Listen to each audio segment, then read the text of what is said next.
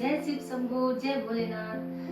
दोस्तों, आज का जो हमारा टॉपिक है वो टॉपिक है कि हम किसी भी सब्जेक्ट पे नोट्स कैसे तैयार करें। बच्चे पढ़ाई करते हैं, उन्हें बहुत बार समझ में नहीं आता है कि हम किस प्रकार से नोट्स तैयार करें। तो आज का यही टॉपिक है कि how to make notes in any subject. तो सबसे पहले फ्रेंड्स, आप जिस भी चैप्टर को टच कर रहे हैं तो उसको कम से कम मिनिमम 2 से 3 बार आपको पढ़ लेना है।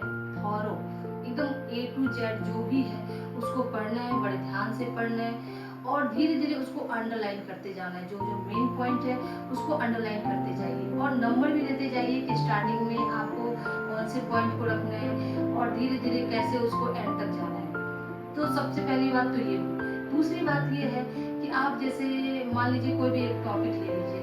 फॉर एग्जाम्पल मान लीजिए आपको पार्लियामेंट के ऊपर लिखना है, तो पार्लियामेंट के बारे में लिखने के लिए आप सबसे पहले क्या करेंगे कि आपको थोड़ा सा बैक हिस्ट्री में जाना है कि पार्लियामेंट जब बन रहा था तो किन्होंने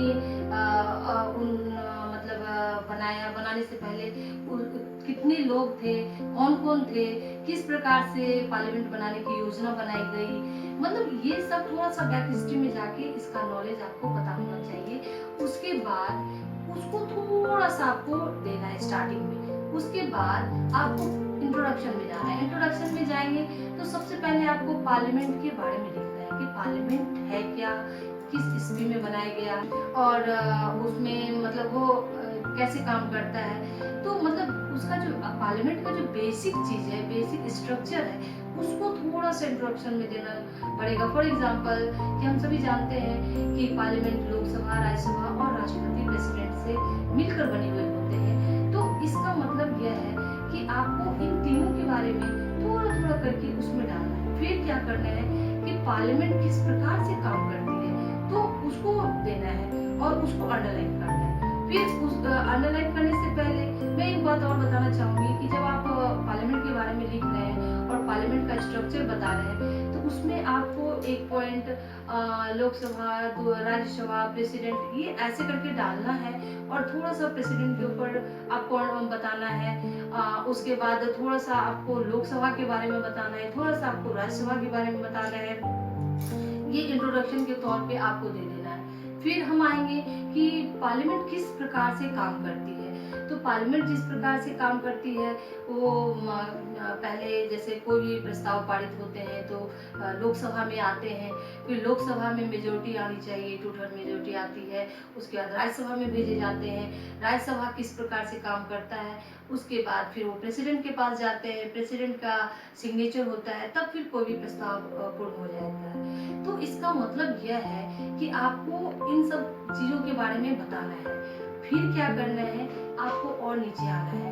फिर आपको किसी भी कंक्लूजन में जाने से पहले पार्लियामेंट के बारे में बता देने के बाद आप उनके बारे में बताइए कि लोकसभा, राज्यसभा, राष्ट्रपति, ये तीनों किस प्रकार से काम करते हैं, इनके मेंबर किस प्रकार से बनते हैं। तो इनके मेंबर किस प्रकार से बनते हैं आपको ये एक टॉपिक देना है, उसको अंडरलाइन करना है। और इसके पार्लियामेंट के मेंबर किस प्रकार से बनते हैं। कुछ मेंबर पार्लियामेंट के जो होते हैं, जो लोकसभा में होते हैं, उसमें क्या होता है कि वो इलेक्शन के जरिए पब्लिक वोटिंग से आते हैं। उसके बाद मेजोरिटी जिनको मिलती है वो आते हैं।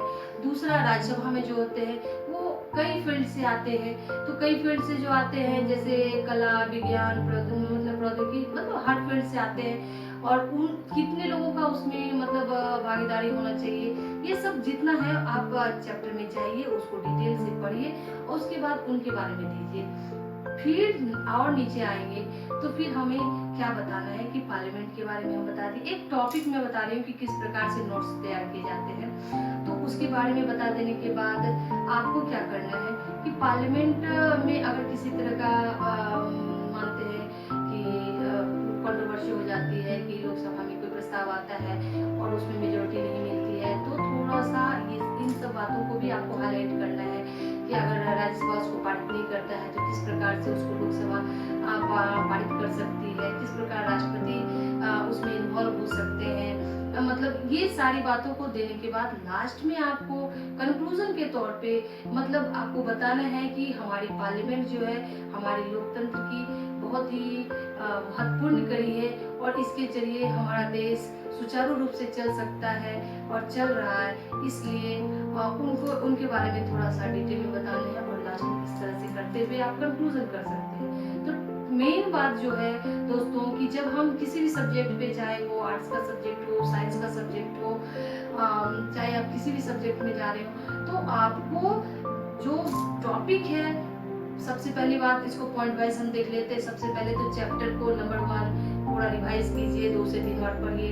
नंबर 2 आपको क्या करना है, थोड़ा सा बैक हिस्ट्री में जाके वो चीज़ कहाँ से आई उसके बारे में थोड़ा सा डिटेल देना है, बहुत लंबा नहीं, थोड़ा सा देना है। उसके बाद इंट्रोडक्शन देना है, जिस भी टॉपिक पे आप नोट्स बनाना चाहते हैं उस पर आप इंट्रोडक्शन दीजिए। फिर उसके बाद इंट्रोडक्शन देने के बाद उसका स्ट्रक्चर क्या है, उसका स्ट्रक्चर क्या है उसके बारे में बताइए। और जिस भी टॉपिक पे आप जा रहे हैं उसका डिटेल में फिर आप देना शुरू कीजिए कि वो मतलब किस प्रकार से कार्य करती है, या जो भी टॉपिक है उस हिसाब से आप देना शुरू कीजिए। और लास्ट में आप कंक्लूजन जरूर डालिए। तो इस तरह से दोस्तों आप नोट्स तैयार कर सकते हैं किसी भी सब्जेक्ट में। आशा करती हूँ कि आप लोगों को मेरा यह वीडियो अच्छा लगा हो और इस प्रकार से आप नोट्स बनाए। बच्चे जो पढ़ाई कर रहे हैं वो थोड़ा उनको कुछ गाइडलाइंस मिल जाएगा। तो आज का वीडियो इतना ही रखते हुए आप लोगों से प्यार भरा नमस्कार। और आशा करती हूँ अगर वीडियो आपको अच्छा लगे तो प्लीज़ लाइक करें, शेयर करें, सब्सक्राइब करें। Thanks for watching. जय भोलेनाथ।